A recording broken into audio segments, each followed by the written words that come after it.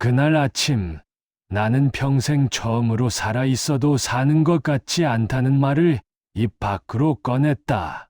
창문으로 들어오는 햇빛은 전혀 따뜻하지 않았고 집 안의 공기는 텅 빈 창고처럼 쓸쓸했다. 식탁 위에는 식지 않은 커피 한 잔과 아내가 평소 머리에 꽂고 다니던 작은 헤어핀이 놓여 있었다.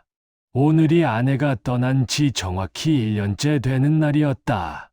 헤어핀을 볼 때마다 아내의 웃음소리가 다시 들릴 것 같았지만 그날은 유난히 더 멀게 느껴졌다. 나는 거실을 천천히 걸으며 집안을 둘러보았다. 소파, TV, 식탁, 벽에 걸린 오래된 사진들 모든 것이 그대로였다. 변한 건 단 하나, 이 집에는 이제 나 혼자뿐이라는 사실이었다. 아내가 쓰러지기 전 나는 하루라도 아내 없이 지내는 상상을 해본 적조차 없었다. 그런데 지금 나는 그 상상 속 가장 두려운 현실을 매일 살고 있었다. 나는 지금 대체 뭘 하며 살아가는 거지?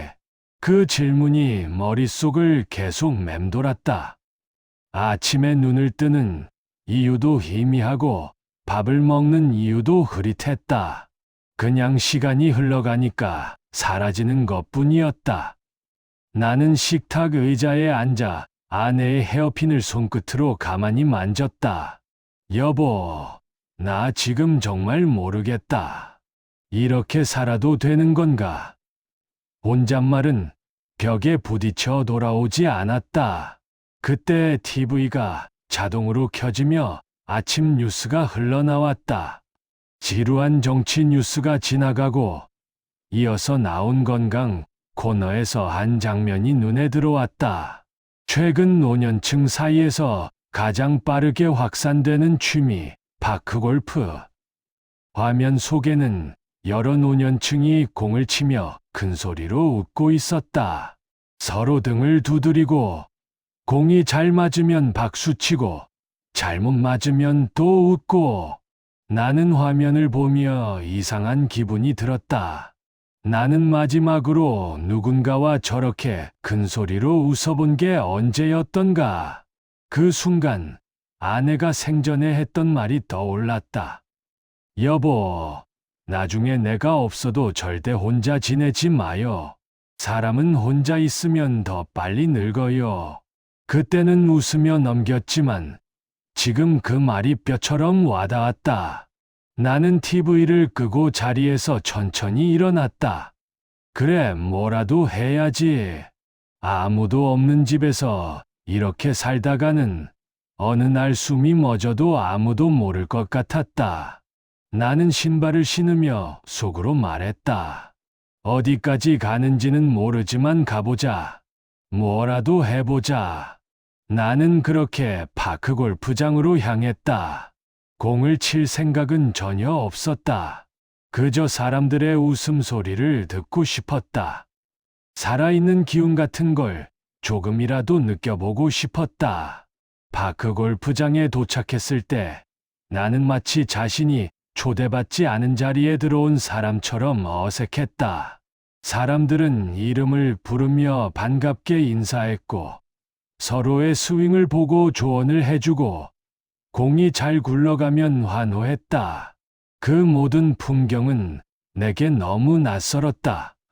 나는 한참 동안 멀찍이 서서 사람들을 바라보기만 했다. 그러다 뒤에서 누군가가 말했다. 처음 오셨어요? 나는 놀라 돌아봤다. 60대 후반쯤 되어 보이는 얼굴이 환한 남자였다. 부드러운 눈웃음이 아주 자연스러운 사람. 그는 나를 보자마자 말했다. 구경만 하면 더 어렵습니다. 한번 쳐보세요. 나는 당황해서 손사래를 쳤다. 아니, 그냥 구경만 하려던 건데 그가 웃으며 말했다. 구경한다고 실력이 느는 것도 아니고 외로움이 사라지는 것도 아닙니다. 해보세요. 어차피 잃을 것도 없잖아요. 그 말이 이상하게 마음을 건드렸다. 나는 결국 클럽을 잡았다. 그는 내 스탠스, 손 위치, 어깨 각도까지 하나하나 잡아주었다.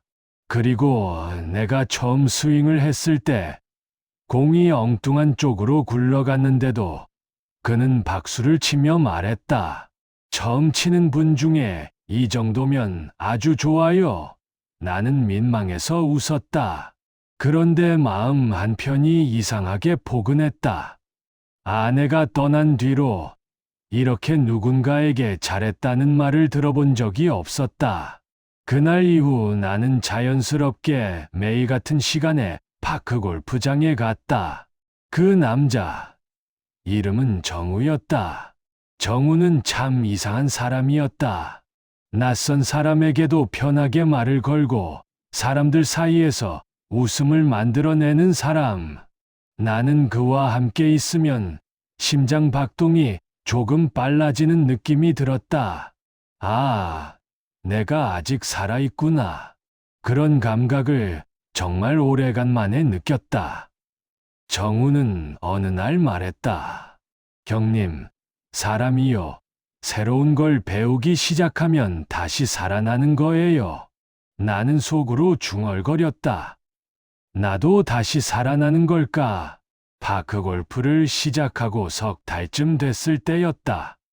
아침에 눈이 저절로 떠지고 밥맛도 돌아왔고 내 모습이 거울 속에서 달라지고 있었다. 그런데 어느 날부터 정우가 보이지 않았다. 하루, 이틀, 사흘, 일주일이 지나도 오지 않았다. 마음 한구석이 찢어지는 듯 불안했다. 설마 무슨 일이 생긴 건가?